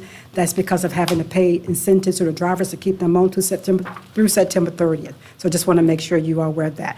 Immediately within an hour of JTA being named a CTC, we called NAT, I called NAT Ford, reached out to them, and we began biweekly meetings in July.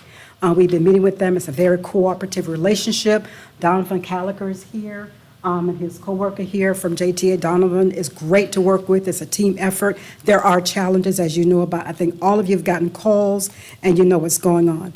I just want you to know that we are on the same team. I would like the county, JTA, and that Council on Aging to meet often. so we can help rectify this, because you've gotten a lot of calls, we get a lot of calls, it's not really working that well, but Donovan is giving all he can to make it work, and I know you want it to work as well. You might want to take some lessons from St. Johns County COA. They work with the county and with JTA, I believe, to provide services.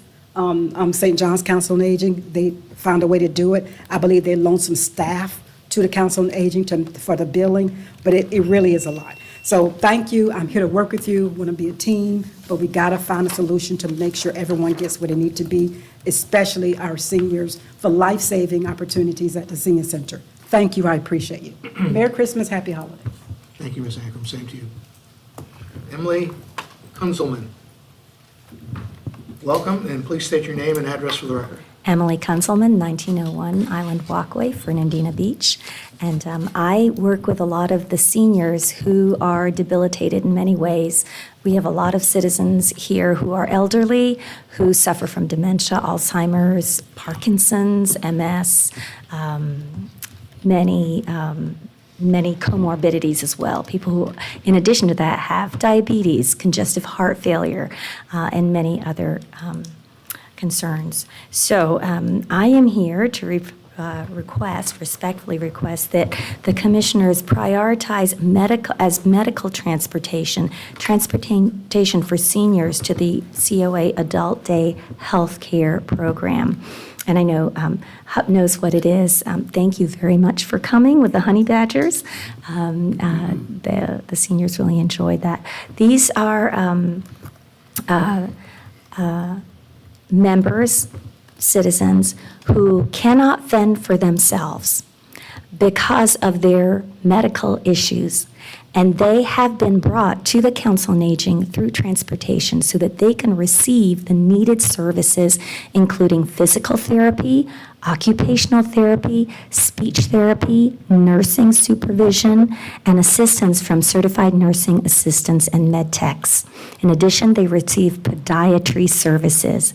These are things that they do not have access to unless somebody brings them to the Council on Aging from their home. And for many, this is a lifeline.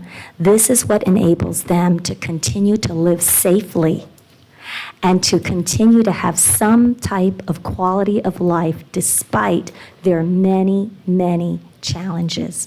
So most of these people cannot advocate for themselves. These are our most vulnerable citizens. These people need our help. And they need their elected officials to speak for them and help them because they cannot speak for themselves. The calls that you have gotten are just a few of people who have family members who want to advocate for them. But there are others, and you will not get any calls from them because they don't know how to do that. They have no voice. These are people who need our help. So thank you very, very much. And Merry Christmas. I don't have any other comment cards, but I will, if anyone else in the audience would like to speak, you can come to the podium and fill out a comment card subsequently. Okay. That moves us into county manager business. I'm really excited and proud of the team for standing up Imagine Nassau. That was several years in the making to get to this point, with both Brandy and her folks, team in OMB, as well as our council, put a lot of effort into bringing that to fruition, and I'm excited about to see what we're going to be able to achieve. And it does line up really nicely with the opportunity to bring online the Westside Regional Park that's been long overdue, as well as creating a new animal resources center that, again, 30-plus years we've been in the existing facility. It's time to move forward and modernize. So thank you all for the support and appreciate the staff's effort.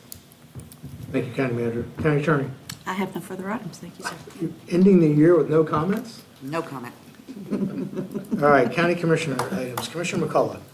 Yes, sir. Thank you. Congratulations to Mr. Hickox with his years of service. Mr. Crawford, not just 28 years at the clerk's office, 2 cycles of county commission prior to that. So he has a whole lifetime of service to the betterment of the taxpayer. And you know, one thing about Mr. Crawford in every conversation is he is one of the most genuinely transparent elected officials. You know, he'll tell you his mistakes he's made, he'll tell you his accomplishments he's made. And he's not just transparent, to you in his office, he's transparent to every single person he has a conversation for. Mr. Murphy, 25 years of service. Mr. Peter Gunnell, 31 years of service. And I got a big smile on my face because Charlie texted me. She had her EMT finals this morning, and she passed her final state EMT. She'll be a Florida certified EMT as of, their pinning ceremony will be next week, but she is now a licensed EMT for the state of Florida. So she's looking forward to joining, she's got to do clinicals everywhere in Duval and Nassau and all of these places. And she always wants to come back to Nassau County because in our conversation, she said the level of professionalism and dedication to citizens is just, it's unmatched compared to the other counties that she works in. And so it's just a testament to Chief Rigdon all the way down that we just have, of the 67 counties, we're doing it right. And so I'm going to thank you again, Ms. Brandy, for your wonderful service to Imagine Nassau, your team. I know it was not a small endeavor, and so I thank you so much. Kind of leads into quality of life and what are government services and the taxpayer services, and what is it the citizens' job to play a role in the community. And I think we need to look at that as a whole. When we look at public transportation, when we look at animal services, when we look at all of these things, unless you want your millage rate to be 25, 30 mills, the public has to engage and set its citizens as a priority and offer those services and be willing to make the community a better place. And I'm going to end on that note, I have another exciting thing. If you're big into Florida Department of Agriculture, as I am, yesterday, our governor, $206 million appropriated to conservation in Florida. So that's a huge initiative on the state. It's a dedication to conservation of Florida. And I know when you see it at such a big cabinet level in the state, it's trickled down. He set a precedence for how we do business in Florida. It's not just about building, it's about conserving. But how do we properly conserve? Is it the government's right to just tell property owners you're not allowed to do? Or is it the citizens' job to engage for conservation the correct way? And so I'm grateful to Governor DeSantis and his team because it is 196,000 acres, 130,000 acres of farmland, ranches, they're all in this conservation. And it's pretty awesome to see the state make this commitment. And I look forward to serving and finishing this out in Nassau County. So thank you, Mr. Martin. Commissioner McCullough, for those that didn't recognize who you were referring to as the future firefighter, that's your daughter. Oh, my daughter, Charlie McCullough, yes, Okay. she is. She passed her test, yes, John. I heard you say your name, but I don't think Okay, everybody yes, knew. my daughter, Charlie, she was the only girl who tested today. It was pretty awesome because the group started with 30. It was her and two other women, and actually, they only had 14 students who made it from day one in August. It was 32 students because they allowed two more, but 14 students made it through the whole program to testing today, which is crazy that only half of them even got through the clinicals and the testing and to get to this point today. And I don't know if it's been 100% pass rate or not yet, but she's out. She got her pass, and that's what I'm so excited for, John, because it is not, you already know what the quality, you're saving lives. So the rigor in the program is deep, and so I'm excited for her. I'm Congratulations excited to her and your to get her family. moving. Yes, thank you, Mr. Martin. And just a point of clarification, because I don't want that number to be reported in the news leader or anywhere else, we are not capable of assessing a 25 or 30 mill rate. Oh, and no, we're not. That's what, I always vote to reduce taxes. I'm just saying. Okay. I looked at the county manager when you said that. All right, Commissioner Farmer. Thank you, Mr. Chairman. Congratulations. Thank you to Mr. Hickox, Mr. Crawford, Engineer Murphy, and Chief Gunnell. It's four great men there, 96 years of combined total public service to the people of Nassau County. I mean, it's a lot of years of service, and we appreciate it does not go unnoticed. This past Saturday, I'd like to thank Jay and Jason and everyone at Parks and Rec for putting on the pancake breakfast with Santa at the fairgrounds, and also to the people that were responsible for the Briceville Community Center Touch Truck Hayride Christmas event that we attended. I know there were several of us there. It was a great give back, if you will, to the community, and I think that the people really appreciate it. I think weather sometimes plays a role with some of these events, and sometimes, you'll get 250 people, and then sometimes you get 50 people. So at the end of the day, those events, we're not going to stop doing them just because the weather. We're not going to stop doing them because, some are larger than others. But we want you to know that it is a big deal to all of us here at the county level, giving back to the community. And we'd like to see you attend, bring your kids out, be a part of it, because I noticed that even in the Vision 2050 tent, there's this a little block on the board there where it's talking about giving back to the community through more community events and stuff. So, I know it's a big deal. I saw a bunch of little dots on there back during the Christmas tree lighting. So, if you guys see these events through the county page, you can go to countyinsider.com. You can see anything we got going on in real time. Bring your family out and say hello to us, because like I said, it's a big commitment outside of regular business hours by not only the electeds, but by a lot of the staff. And we appreciate each and every one of you for participating with that. And that's all I have, Mr. Chairman. Thank you, Commissioner Farmer. Incoming Vice Chairman for 2025, Commissioner Gray. Thank you, Mr. Chairman. I as well want to congratulate Mr. Hickox, Mr. Crawford, Mr. Murphy, and Mr. Gunnell on their service to the citizens of Nassau County. And on last Saturday, I had the pleasure and opportunity to participate in the 20th annual Yulee Christmas Parade. I was running and handing out candy, as I always do at every parade. It's getting tougher and tougher as years go by, the older I get. But it was a lot of fun, and it was a big turnout, and I want to thank everyone who participated in the parade, and Ms. Rebecca Johnson for directing the parade as she did this year for the first time. Also, yesterday we had a really enjoyable time, I along with other commissioners that attended the Nassau County Sheriff's Office Annual Appreciation Luncheon. It was a good time. We had to taste 13 desserts. And when I left there, I went to the gym and got on the treadmill. But we appreciate our Nassau County Sheriff's Office employees, administration, deputies, the whole agency over there. And I'm going to end it with wishing everyone a blessed and Merry Christmas, and I hope you enjoyed time with your family, children, grandchildren, and loved ones, and have a Merry Christmas. Thank you very much, Mr. Chairman. Thank you, Commissioner Gray. Incoming Chairman for 2025, Commissioner Hutman. Thank you, Mr. Chairman.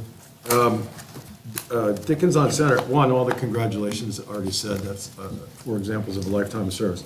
Dickens on Center was last weekend, and I want to congratulate the city and CVB folks for putting on it bigger and better. Even with some tough weather conditions, they really made it a special weekend in Fernandina. Well done. Speaking of Fernandina, I saw that a local family donated 400 acres to conservation up on Egan's Creek. That's pretty phenomenal. That's an area right along the inside of the fort and up on Egan's Creek that will never see any development whatsoever. And if you're not going to donate it, which they have done, someone has to purchase it as the other option. Otherwise, you don't get conservation lands. So this family, kudos to them for donating 400 beautiful acres of marshland. Congrats to the Commissioner, that was the Thornton. The Thornton family. Thank you very much. Yeah, I couldn't recall the name as I'm getting older and intimidated moving into your chair. And to the Thornton family. And then to folks, you have to have a willing seller on conservation too. And so some recent meetings, there's a bit of about some development out there. If you don't have a willing seller for conservation, the county can't put it in the CLAM program and obtain that parcel. So folks have property rights, and they're going to, if they don't want to put it in conservation, that's the other side of the coin. So we do our best to balance that. Mr. Chairman, I want to thank you for your leadership for the last year as chairman of the board, for the decorum you've maintained in our meeting. I think that Nassau County has a professional, respectful, civil way of doing business. There's a lot of work going on for every citizen in the county.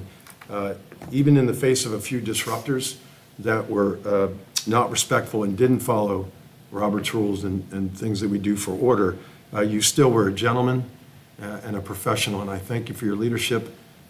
Well done. I'm sure you're going to take a big breath here in about 3 minutes when you're done, that you led us through another year in Nassau County. Thanks to you, extremely well done, and I'm grateful to you for your leadership. Thank you. Yes, sir. Okay, well, ditto to everything my colleagues have said, but I do feel the need to be somewhat repetitive to John Crawford, Mike Hickox, and Chief Gunnell on their retirements. Congratulations. I mean, 28 years of service for Mr. Crawford, 31 years for Chief Gunnell, and Mike Hickox in his second career, 12 years of service as our property appraiser. I have to make a special comment. I joked about it at the podium when I gave the resolution to Mr. Crawford about the best thing he did in his first year of office was hiring me. But I truly thank you, John, for giving me the opportunity to have what was a very rewarding and I hope productive second career after I retired from the Navy here in Nassau County as Nassau County's first full-time veteran service officer. And if you are a veteran or the surviving family member of a veteran, that you may be eligible for benefits through the VA or any other veterans-type organization, I highly recommend that you see the person who succeeded me, and that is retired Navy Chief Bob Sullivan, at 904-548-4670. I know that because that was my number for 13 years in that office before he succeeded me.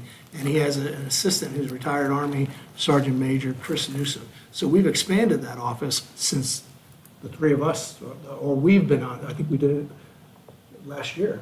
We've expanded the personnel in that office because the need was there to provide services to the veterans of this county. And now we have 2 full-time veteran service officers there. So, John, I thank you again. I'm forever grateful for the opportunity you gave me, and it kind of jump-started me into into this type of public service too. So I want to thank you personally for that. Let's see. I want to thank Mr. Irving Gilliard. Mr. Gilliard, please come to the podium.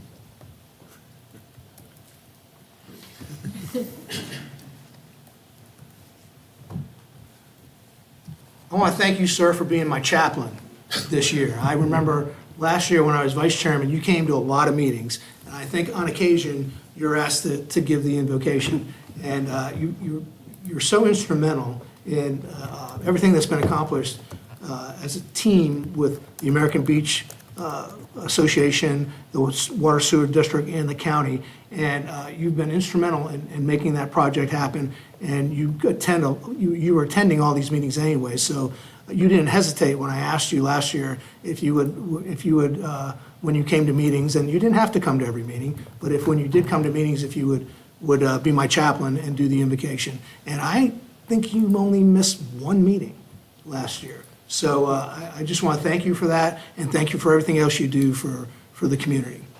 Okay, thank you. I appreciate that.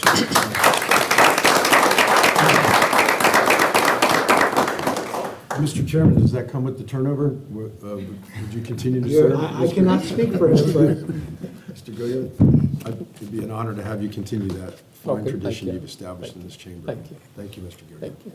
And I appreciate that, and, and what I do, I do it because I love this county, and I love the people. So it's not any kind of recognition, but it's just, I just do what I'm called to do. And I appreciate that, and I know I've said it many times, but I really and truly appreciate, the support that both in words and in finances that the county has given to American Beach. It's been a lot of years in the makings, and it could have cost the residents, a lot of out-of-pocket money. But because of, what you all did, it eliminated a lot of costs from the residents. And for that, I appreciate you. And I appreciate, as I said again, Ms. May. And I'm not which of Ms. Abigail's last name, so I always say Ms. Abigail. Of course, our county manager, Mr. Pope, and Mr. Ironman, and the ones that assist them. And I have to call Amy Bell's name because she has really been there for American Beach and for the county. So, and also my good friend, Ms. Holly, she's been there as well. I just appreciate all of what you have done, and look forward to working with you and being with you in 2025, if the Lord says so. Well, Commissioner Huttman said it in his comments. It's about leadership, okay? And you're a leader. And I want to thank you for that. Thank you. And Merry Christmas to everyone and a Happy New Year. Be safe in the holidays. Okay, you mentioned Holly Coyle's name. Didn't you have a birthday recently? I'm not going to make everybody sing, but I just want to wish you a happy birthday. I think it was yesterday or the day before. All right, let's see. I'm getting there. Kudos to the county manager and his staff, and the county attorney and his staff. Her staff, I'm sorry. I'm going to misspeak in my last few words here. We have come a long way in 4 years. We really have come a long way in 4 years. I'm looking at 4 years ago, with the exception of maybe the clerk, Madam Clerk, everybody here wasn't here 4 years ago, all right? And a lot has been accomplished in those 4 years. And a lot of folks out there in the audience that are part of your staff, they weren't here 4 years ago either. So the two of you have put together a professional, sophisticated, ethical staff that's doing great things for our county. And I really appreciate that. I think this was a great year. It was a pleasure serving as chair for the most part. We'll see what happens next sea turtle nesting season. And Merry Christmas and Happy New Year to everybody. This is my last meeting as chairman. And as I pass, I'm going to adjourn the meeting because that's my last official act, but in doing so, I'm passing the gavel to Commissioner Hupman, and I wish you the very best next year. We're adjourned.